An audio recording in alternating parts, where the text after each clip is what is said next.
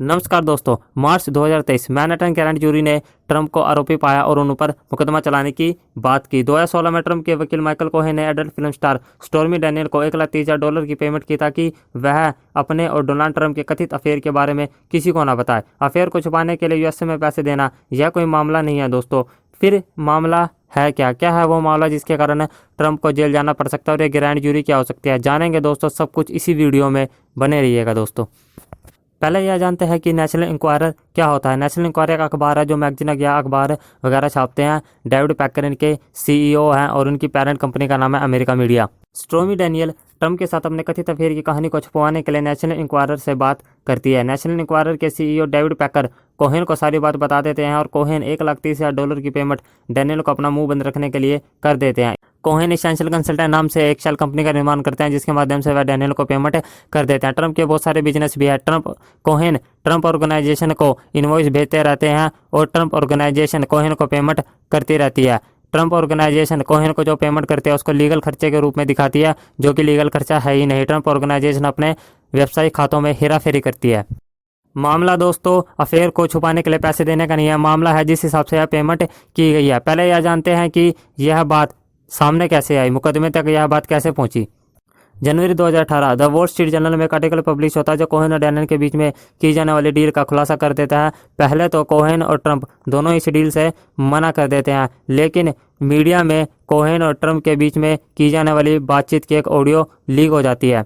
FBI की red Cohen के office पर पड़ जाती है और एफबीआई सारे रिकॉर्ड और डॉक्यूमेंट को जब्त कर लेती है और सारे रिकॉर्ड और डॉक्यूमेंट के आधार पर कोहेन को 3 साल की सजा हो जाती है। कोहेन को टैक्स चोरी, व्यावसायिक रिकॉर्डों को गलत दिखाना और फेडरल कैंपेन फाइनेंस लॉ के वॉलेंस के आधार पर 3 साल की सजा हो जाती है। टैक्स चोरी तो समझ में आता है दोस्तों, लेकिन ये फेडरल कैंपेन फाइनेंस लॉ का वॉलेंस ये क्या होता है, इसको जरा ध्यान से समझते हैं दोस्तों। यूएसए में जब एक पर्सन प्रेसिडेंशियल इलेक्शन लड़ता है तो उसे लोगों से इलेक्शन को लड़ने के लिए डोनेशन की आवश्यकता होती है। डोनेशन पैसे और पैसे के बिना भी हो सकता है।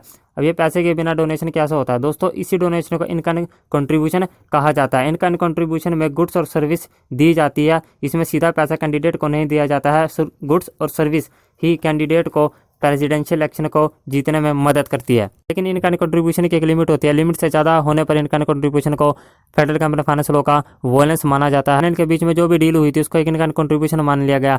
कोहेन ने ट्रंप को सीधा तो पैसे नहीं दिए, लेकिन सर्विस देकर उनकी मदद की, जो कि लिमिट से ज़्यादा थी। वो कैसे दोस्तों, सोचे जरा, यदि डैनियल की कहानी अखबारों में छप जाती तो ट्रंप को बहुत ज़्यादा नुकसान होता और ट्रंप इलेक्शन हार भी सकते थे।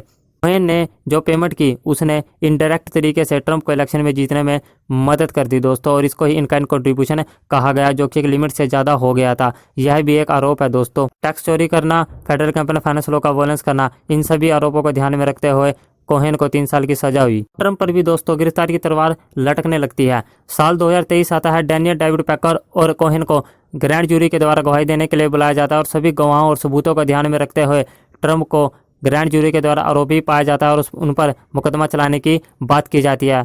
अब यह जानते हैं दोस्तों एक ग्रैंड जूरी क्या होती है। ग्रैंड जूरी एक लोगों का ग्रुप होता है दोस्तों, जो कि सबूत और गवाह के आधार पर यह देखता है कि एक व्यक्ति पर मुकदमा चलाया जाएगा या फिर नहीं। वह सबूत और गवाह के आधार पर एक व्यक्ति पर आरोपों को सिद्ध करता है और उसके बाद उस व्यक्ति पर मुकदमा चलाया जाता है। ट्रंप के केस में भी ऐसा हुआ। ग्रैंड जूरी ने यह पाया कि ट्रंप के ऊपर मुकदमा चलाया जाएगा। सभी सबूतों और गवाह के आधार पर ग्रैंड जूरी ने ट्रंप के ऊपर आरोप लगाए और अब ट्रंप के ऊपर एक मुकदमा चलाया जाएगा। अब क्या होगा दोस्तों, क्या ट्रंप 2024 का प्रेसिडेंशियल इलेक्शन नहीं लड़ पाएंगे? देखिए दोस्तों, यूएसए में ऐसा कोई कानून नहीं है जो कि एक व्यक्ति जिस पर मुकदमा चल रहा है उसको प्रेसिडेंशियल इलेक्शन लड़ने से रोक देगा। सपोज कीजिए यदि ट्रंप को जेल भी हो जाती है तब भी वह जेल में बैठे बैठे भी प्रेसिडेंशियल इलेक्शन को लड़ सकते हैं और जीत भी सकते हैं। तो देखते हैं दोस्तों आगे क्या होगा। This is all about Trump versus stormy Daniel case. ऐसी वीडियो के जुड़े रहे चैनल के साथ। तब तक के लिए जय हिंद दोस्तों।